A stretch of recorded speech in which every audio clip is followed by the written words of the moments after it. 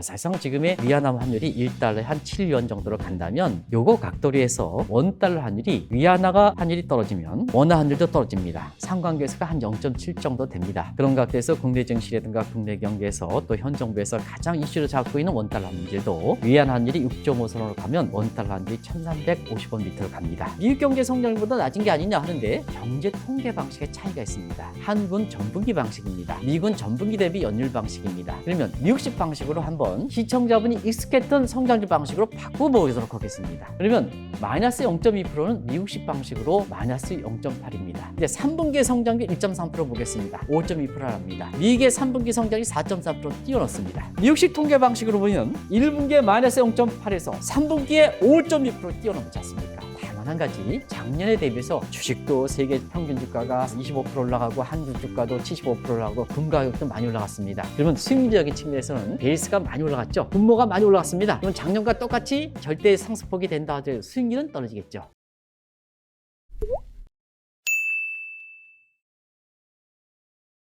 모듈라 시청자 여러분, 2026년 새해가 밝았습니다. 새해 복 많이 받으세요. 자, 지난 한 해 투자는 성공적이셨는지 모르겠습니다.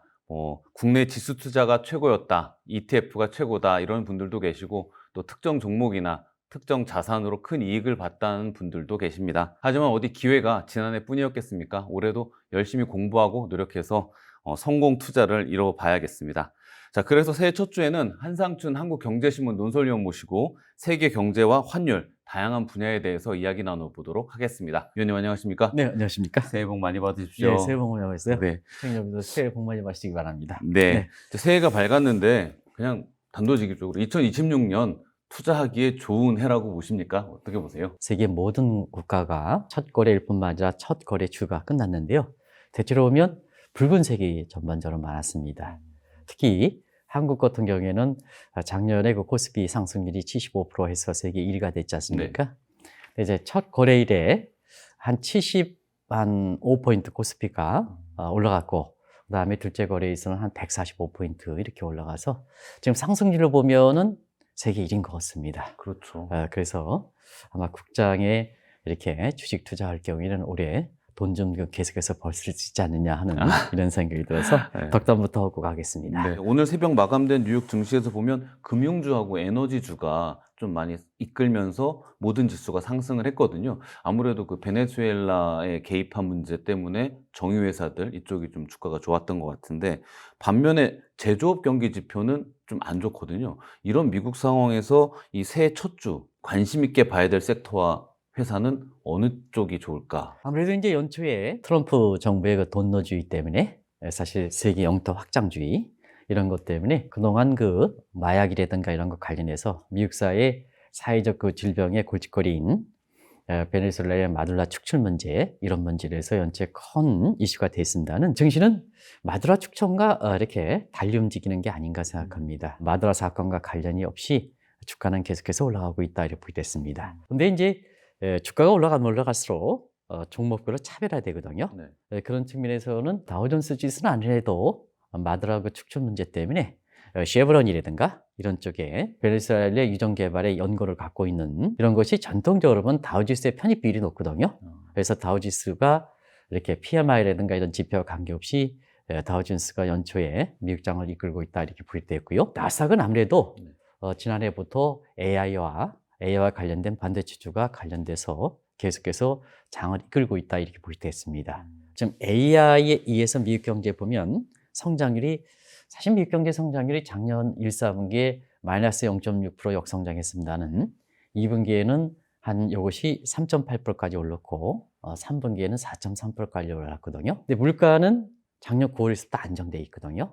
그래서 우리가 성장하면 성장할수록 물가가 올라가야 되는데 성장하면 성장할수록 물가가 이렇게 떨어지는 고성장의 저물가라는 신경제, 소위 골디락스 신화라 이렇게 되거든요. 그래서 트럼프 진영에 있어서 보면 자화자찬합니다. 역사적으로 보면 굉장히 경기가 화랑이다. 미국 경제 성장률이 작년 1분기에 마이너스 0.6에서 2분기에 3.8%, 3분기에 4.3%면 이거는 전미경제연구소의 경기 판단으로 보면 공식적으로 경기 회복 국면입니다. 앞으로 어떻게 될 것이냐 하는 측면에서 보면 역시 올해는 트럼프 정부가 재정정책이든 통화정책이든 모두 관련되어 있는 정책의 추진자를 그렇게 휘하에 넣기 때문에 중간 선거를 겨냥해서 모두가 경기 회복 쪽에 나서지 않겠느냐 이렇게 보고 있습니다. 그래서 성장률 측면에서는 그렇게 크게 우려가 되지 않는데요.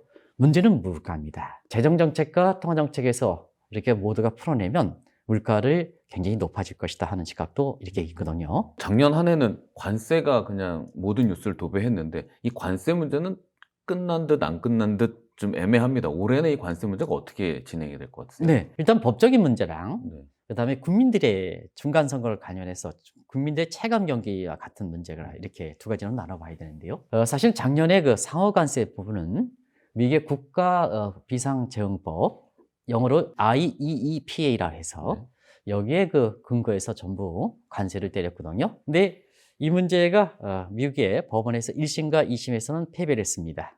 그리고 대법원 판결도 종전과 달리 좀 지연돼서 이달에 나올 거로 이렇게 보이는데요. 사실은 지금 1심과 2심에 패배한 그 큰 요인 중에 하나가 지금의 미국 경제가 비상상황이냐 이겁니다. 지금 미국 상황이 비상상황이냐. 이 대목에서 다른 여부와 관계없이 패배했던 요인이거든요. 대법원에서도 대법원의 구성 여부와 관계없이 사실 보수냐 진보냐 관계없이 1심과 2심에서 이렇게 위법 판결한 문제, 이 문제에 대해서는 뒤집지는 않을 거로 이렇게 보고 있습니다. 그러면 트럼프 입장에서는 자, 플랜 B로 마련해야 되는데요.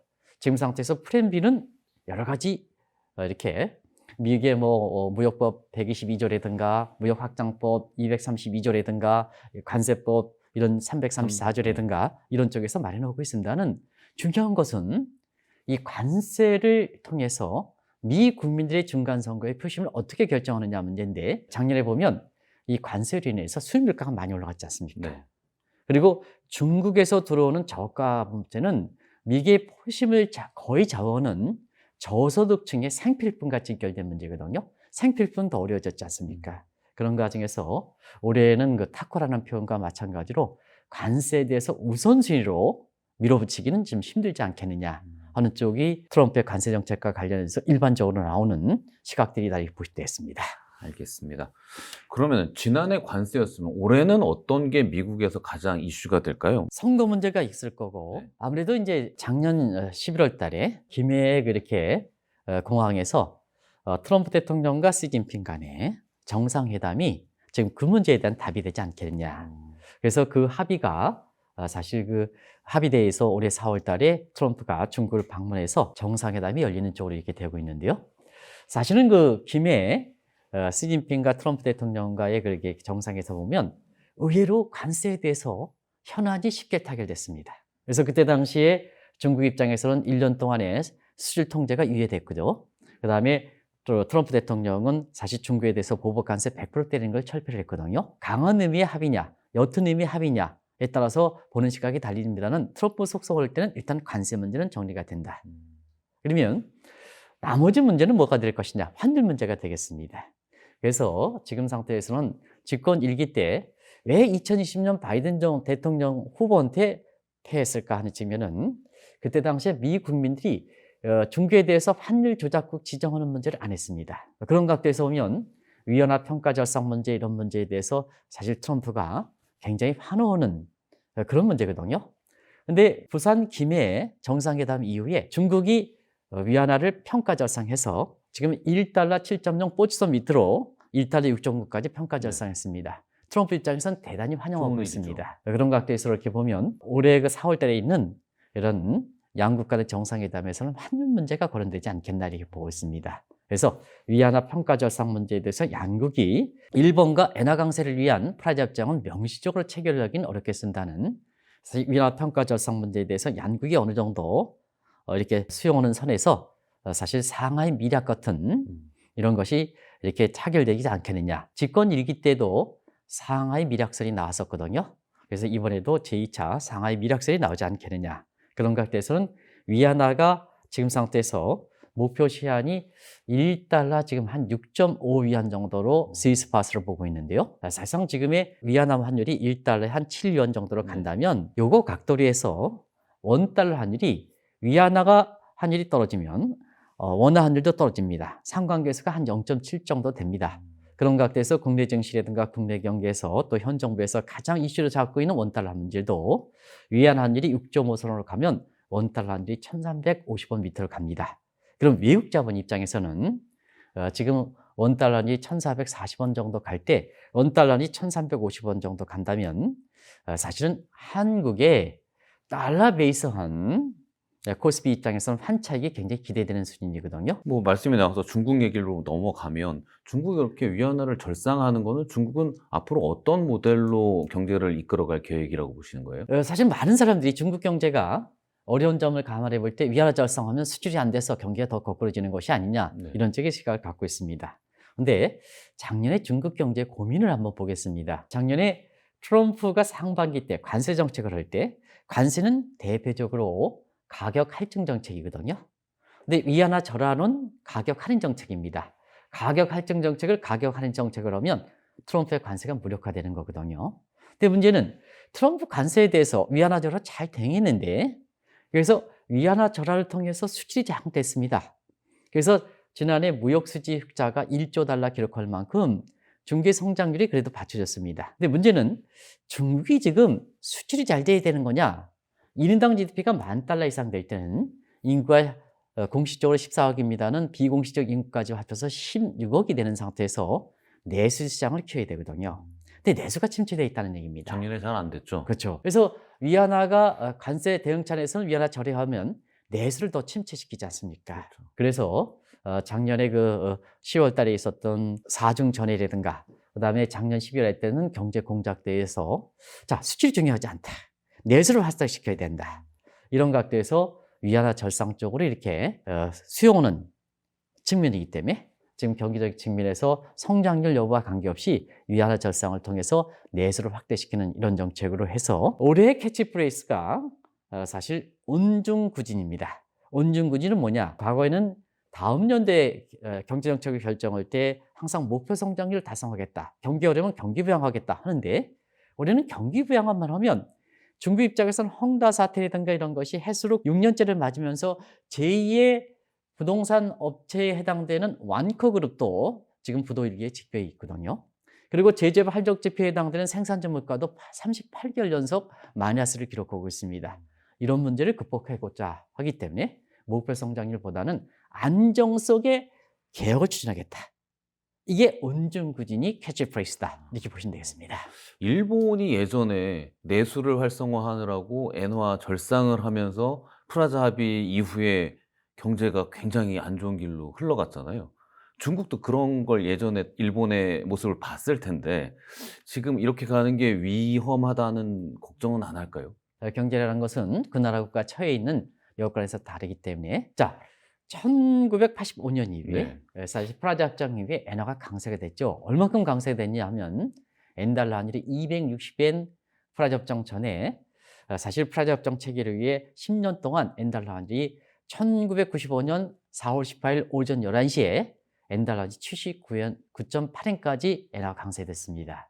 그러다 보니까 일본 입장에선 대미 수출 의존도가 상당히 높고 또 일본 입장에선 중국만큼 내수장이 그렇게 크지 않다 보니까 엔화 강세가 결국은 수출까지 떨어뜨리고 내수는 일본 국민들은 저축성이 강합니다. 경제가 어려울수록 일본의 민간 저축률은 지금 수준에서도 경제가 발전할수록 민간 저축률이 떨어져야 되는데요. 일본 국민은 워낙 저축률이 높기 때문에 지금 상태에도 일반의 민간 저축률은 6.9%입니다. 한국은 경제 발전 수준이 일본보다 떨어지는데도 불구하고 지금 민간 저축률 2%뿐이 안 됩니다. 가계부채가 많은 요인이거든요. 그래서 그때 당시 엔화 강세에 따라서 경기가 어렵다 보니까 사실 일본 국민들이 써야 되는데요. 쓰지 않고 오히려 불확실하니까 사실 저축률이 증대되는 과정에서 일본이 잃어버린 10년을 겪었다. 이게 유명한 크라우딩 아웃 이펙트가 아니라 크라우드 인 효과다 이렇게 보이거든요. 그래서 일본이 과거의 엔화 강세에 의해서 잃어버린 10년을 겪었지만 중국은 그렇지 않다는 것을 말씀드리겠습니다. 알겠습니다. 다시 미국 얘기로 넘어가서 뭐 전 세계 얘기지만 AI가 지난해 큰 화두였지 않습니까? 올해 AI 산업 흐름은 엔비디아는 좀 주춤하는 것 같고 다른 서비스 산업들이 조금 활성화되는 것 같은데 AI의 흐름에 대해서 좀 정리를 해주시죠. 네, 기업이 모이면 하나의 산업이 되는 거고 산업이면 경제가 되는 겁니다. 그런 과정에서 보면 엔비디아 문제라든가 오라클 문제라든가 브로드컴 문제는 기업 자체 문제지 AI 산업 전체 문제는 아니다 이렇게 볼 수 있습니다. 그런 과정에서 AI의 산업 단계가 올해의 AI에 각종 속해 있는 기업군의 주가라든가 이런 걸 결정하는데요. AI 산업군은 지금 유학에서 성장기에 접어드는 겁니다. 그러면 유학에서 성장기가 접어들 때는 자, 주식 투자라든가 이런 거는 지금에 나오는 실적에 의해서 사실 투자하는 것보다도 앞으로의 성장성, 기대 수준에서 투자하는 거거든요.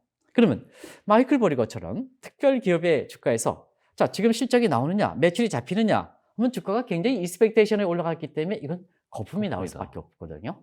그리고 산업 전체를 보지 않고 자, 엔비디아의 각종 자금이 투자했던 거를 이렇게 보면 기업의 적정 사이즈에 비해서는 너무 투자가 오래된 건 아니냐 하는데 그건 개별 기업에 문제가 있을 수가 있습니다. 근데 산업 전체 적정 수준을 보면 아직도 AI에 대해서 과잉 투자로 얘기할 수 없고 오히려 자본이 부족한 상태거든요. 그러면 앞으로 어떻게 될 것이냐 하는 측면에서는 산업적인 측면에서는 분명히 AI의 발전은 앞으로도 지속이 된다.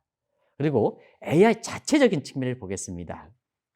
AI 자체적인 측면에서는 초기 단계에서는 인식형에서 이게 생성형으로 네. 그리고 마지막으로 소프트웨어적인 피지컬 인공지능 쪽으로 갑니다. 그런 과정에서 개별 기업이 엔비디아라든가 예를 들어서 메타라든가 이런 쪽이 어디에 속해 있는가 초기에 생성형 쪽에 강점이 갖고 있는 하드웨어 쪽 강점이 있는 강원은 자 피지컬 PI로 소프트웨어 쪽으로 간다면 이제 주가는 좀 떨어지겠죠. 이게 이제 엔비디아 주가가 최근에 주가가 안 좋은 모습으로 전개되는 거다 이렇게 보시면 되겠고요.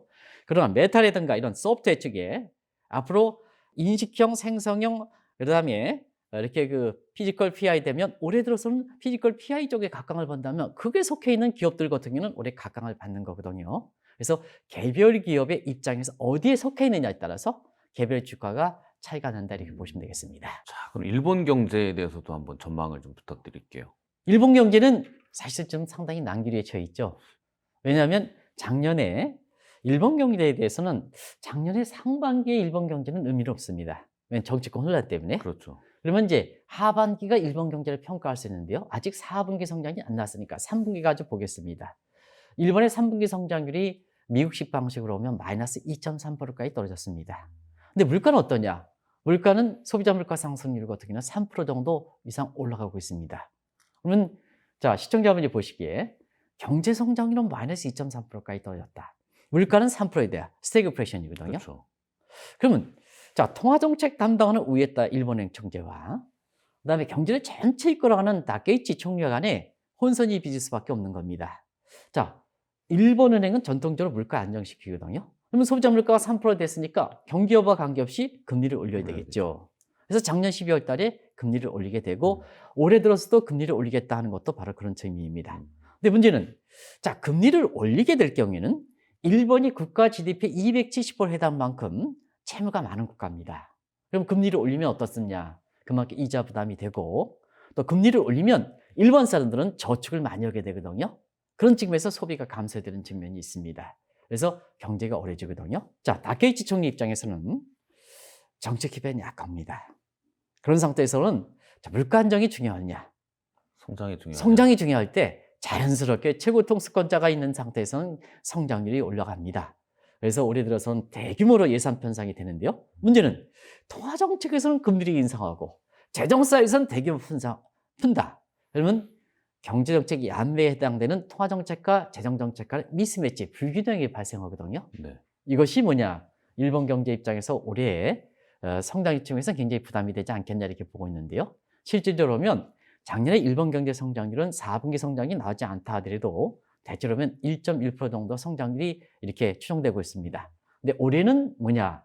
0.6%로 일본 경제 성장이 낮아질 거로 보거든요. 그래서 통화정책과 재정정책과는 미스매치가 일본 경제 성장률을 좌우한다. 이렇게 보시면 되겠습니다. 국제 글로벌 경제에서 다른 신흥국, 작년에 인도, 브라질은 좀 부진했는데 올해는 어떻습니까? 사실은 짐 오닐이라는 골드만삭스 전 회장이 시청자분도 많이 익숙했던 브릭스라는 용어를 만든 경우가 2001년입니다. 그 이후로 한국에서 증권사들이 전부 뭐냐 선진국보다는 대부분 중국 추천했고 인도 추천했고 브라질 추천했던 겁니다. 그런데 작년 같은 경우에는 인도라든가 브라질이라든가 경우에 따라서는 중국까지 포함해서 브릭스가 처음으로 주목받지 못했다. 그러면 브릭스가 이렇게 신흥국을 대표한다면 신흥국도 처음으로 이렇게 주목받지 못했다. 그리고 브릭스가 글로벌 사우스를 대표한다면 글로벌 사우스도 주목받지 못했다. 대표적으로 인도는 뭐냐? 세계 작년에 평균 주가가 25%를 났는데 많은 사람이 인도 추천했습니다. 근데 인도 주가는 거의 오르지 않았습니다. 브라질 국채 작년에 금리 상승과 함께 브라질 해외 가치가 폭락해서 브라질 국채 투자 거의 대형 손실을 기록했습니다. 근데 앞으로 어떻게 될 것이냐 하는 측면에서는 올해는 선진국 위주로 가는 이 모습의 추세는 더 강화되지 않겠느냐. 왜냐? 세계 GDP의 약 70% 이상을 북반구 지역에 있는 선진국, 미국이라든가 일본이라든가 한국이라든가 유럽이 담당하고 있습니다. 근데 올해는 사실 처음으로 상업용 북극의 세빙선이 열립니다.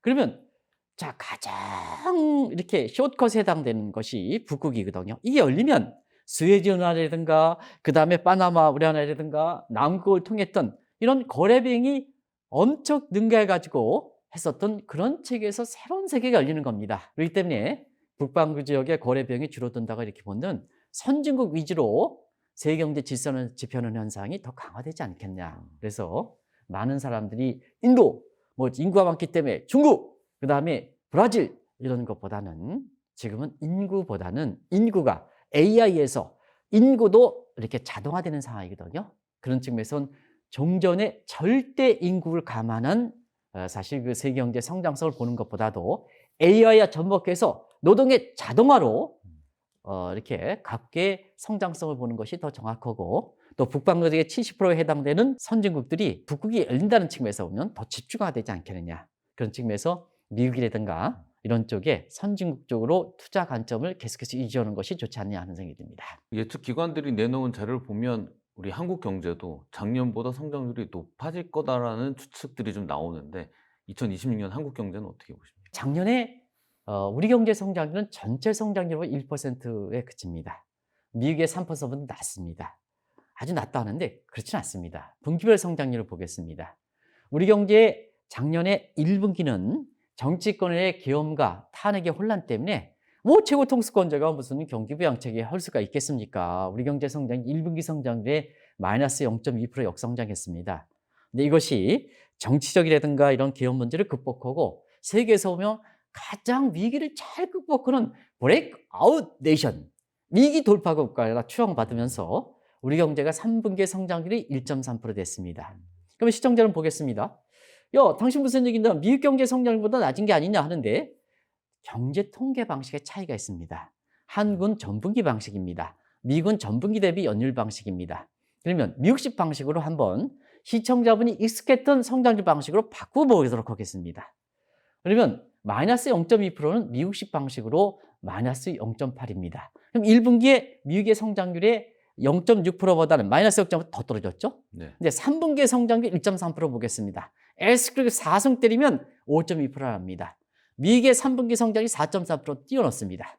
그럼 미국식 통계 방식으로 보면 1분기에 마이너스 0.8에서 3분기에 5.2% 뛰어넘지 않습니까? 올해 성장률에 보면 2% 낮다 보지만 작년에 1% 대비해서 2% 2배 이상 뛰는 거거든요. 그러면 주가라는 것은 절대 수준이 중요한 게 아니라 기간별로 수익률을 결정하기 때문에 작년에 1% 대비해서 2%는 2배 뛰는 이런 정도이기 때문에 그걸 보실 필요가 있다는 측면에서 너무 우리 경제라든가 증시를 좀 비관적으로 볼 필요는 없다는 것을 말씀드리겠습니다. 지금 말씀하신 거 보면 이제 유동성이 또 중요하잖아요, 올해는. 네, 그 그렇습니다. 미국과 한국 둘 다 이제 기준금리 문제가 올 상반기에 화두가 될 텐데 한국과 미국의 기준금리 변화 앞으로 어떻게 예상하세요? 미국은 분명히 경기 여부와 관계없이 물가 여부와 관계없이 그중금리는 떨어뜨릴 거로 보고 있습니다.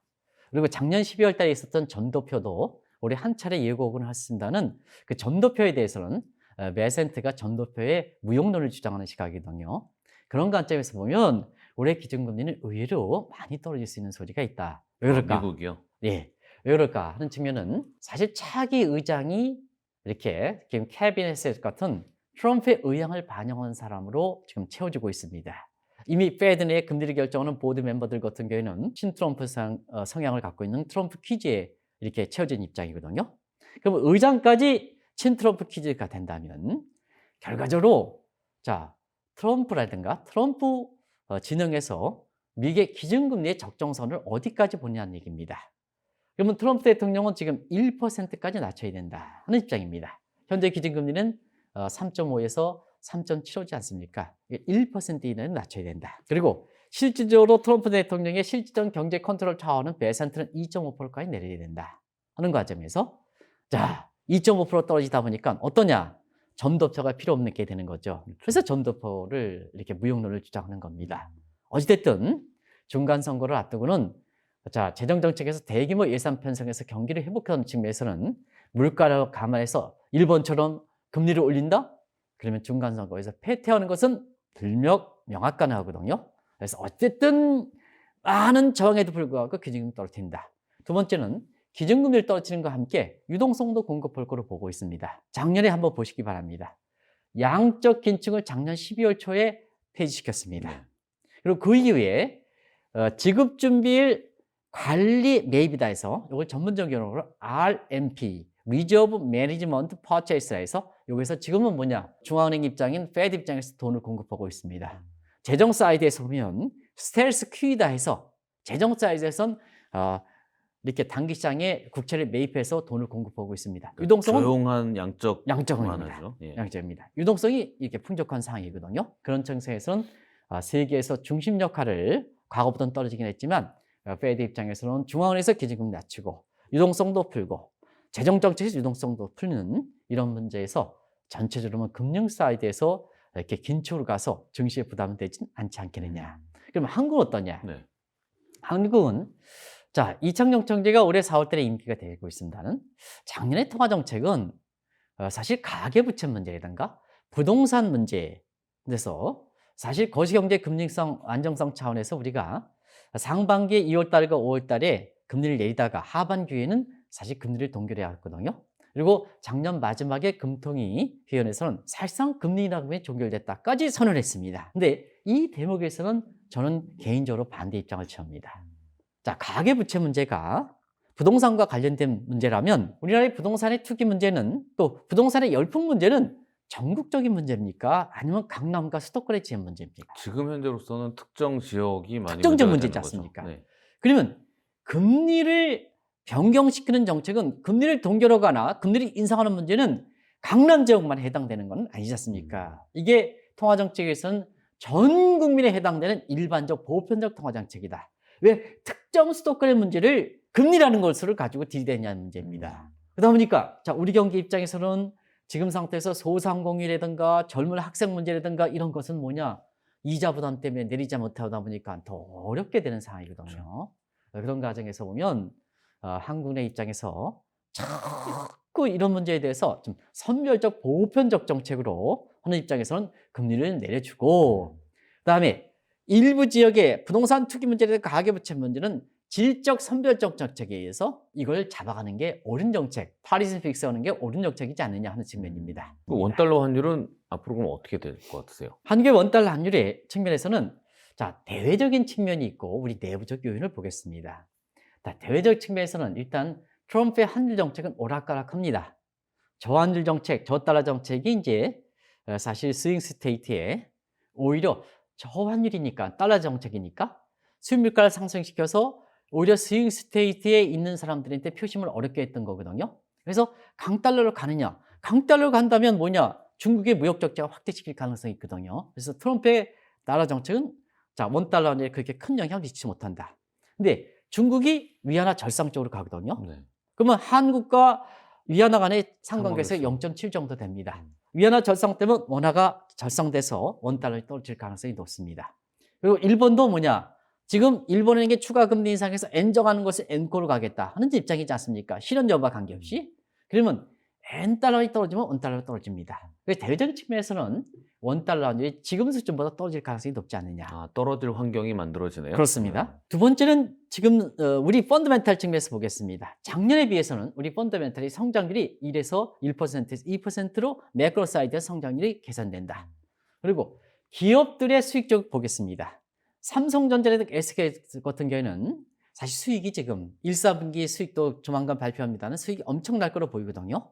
그런 측면에서는 마이크로 펀더멘탈 측면에서도 어닝 서프라이즈를 기록해서 지금의 주가 상승률을 끌어오는 것과 마찬가지로 개선된다. 그런 측면에서 일부에서는 지금 원달러 환율이 1,400 어쩌고 이렇게 해서 대미 투자 때문에 이거 생각해가지고 결과적으로 보면 1,500원 넘어간다 이렇게 하지만 대미 투자도 일본과 다릅니다. 일본은 단기간 내에 대미 투자 5,600억 달러를 내야 됩니다. 근데 우리는 뭐냐? 요구가 있을 때마다 대미 투자의 금액을 가는 겁니다. 그래서 캡도 이것이 있죠. 캡수 있습니다. 네. 이걸 보통 엄브렐라, 우산형 대미 투자라 합니다. 그래서 일본과 다이티를 비교해서 우리가 대미 투자 3,500달러, 매년 200억 달러가 바로 간다. 그래서 외환 수요가 많기 때문에 원달러 1,500원 이상 간다 하는 시각은 잘못되어 있다는 것을 말씀드리겠습니다. 그래서 지금 원달러 환율 문제는 대체로 보면 적정 수준인 1,350원 정도 이 밑으로는 좀 가야 되지 않느냐. 그래서 1,480원 갈 때 정부 사이드에선 개입을 화끈하게 했던 겁니다. 개입의 효과가 없었다면 정부에서는 외환 낭비만 되거든요.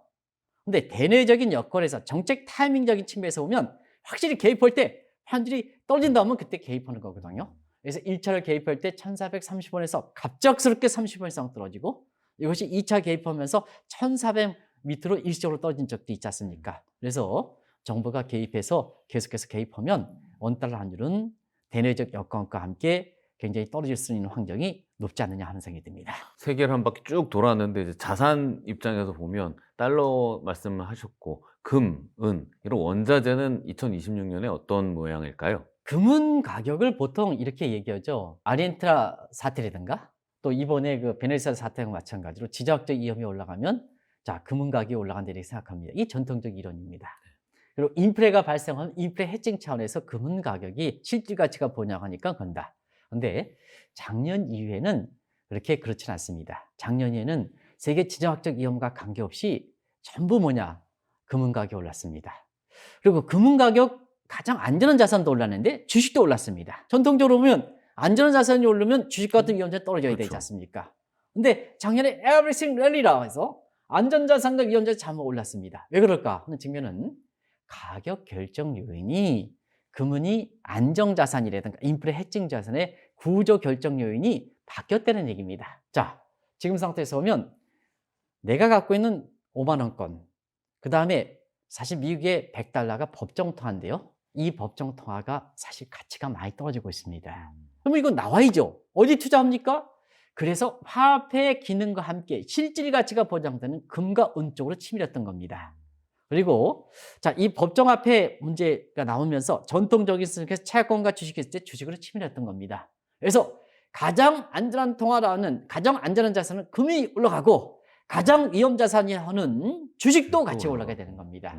이게 디베이스먼트 트레이딩이다. 그래서 탈법정화폐 거래를 하는데요. 올해도 이것이 지속되지 않겠느냐.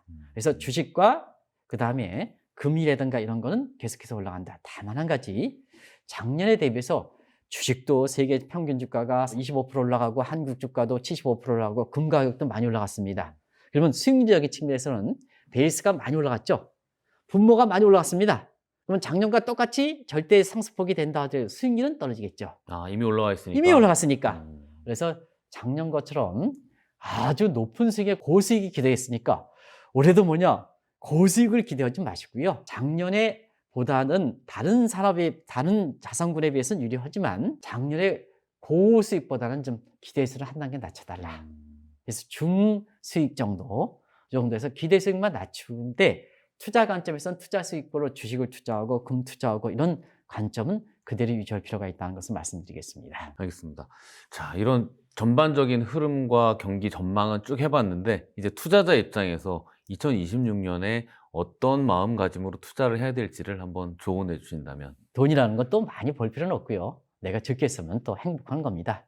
그런 관점에서 서로 돈에 대해서 이렇게 인식차가 있기 때문에 그렇다는 것을 좀 말씀드리고 저는 개인적으로 생각하면 돈 벌 수 있는 길은 계속해서 생각할 거로 봅니다. 왜 그러냐면 항상 뭐냐 지금은 이게 새롭게 생각하지 못했던 산업들이 나오거든요. 이게 알파라이징 인더스트리입니다. 알파라이징. 왜냐면 과거에 이렇게 지식들 같은 경우에는 인공지능에서 하버드에서 공부했던 간에 아니면 국민학교에 안 나온 사람 간에 지금 챗GPT만 때리면 전부 압축시켜서 주고 있습니다. 학위가 필요 없는 시대죠. 근데 이거로 끝날 것이냐 하면 이걸 바탕으로 해서 새로운 산업을 빨리 나올 수 있다는 얘기입니다. 그래서 종전에 생각하지 못했던 새로운 산업을 많이 한다. 그러면 이 새로운 산업에 대해서는 AI와 마찬가지로 이 산업을 선점했느냐, 미리 투자했느냐, 안 투자했느냐에 따라서 3년 전에 챗GPT 나올 때 AI와 관련된 산업, 내지는 삼성전자, SK에 투자했던 사람과 안 투자했던 사람은 엄청나게 차이가 지는 겁니다. 열심히 공부하시기 바랍니다. 이제는 공부했든 안 됐든 과거 정보는 다 주고 있습니다. 투자 수익은 정보의 격차가 벌어져야 되지 않습니까? 그래서 그걸 통해서 자, 앞으로 어떤 사람이 뜰 것이냐, 그걸 찾는 게 찾으려면 더 공부를 해야 되겠죠. 그걸 공부하는 자세가 알겠습니다. 필요하다는 것을 말씀드리겠습니다. 네, 감사합니다. 자, 올해 그 투자 관련해서는 많이 버는 것도 중요하지만 적게 쓰는 게 중요하다. 적게 쓰면 된다라는 말씀이 마음에 와닿습니다. 지금까지 한상춘 한국경제신문 논소령과 글로벌 경제와 한국 경제 전망 살펴봤습니다. 저희는 다음 시간에 찾아뵙겠습니다. 감사합니다. 네, 고맙습니다.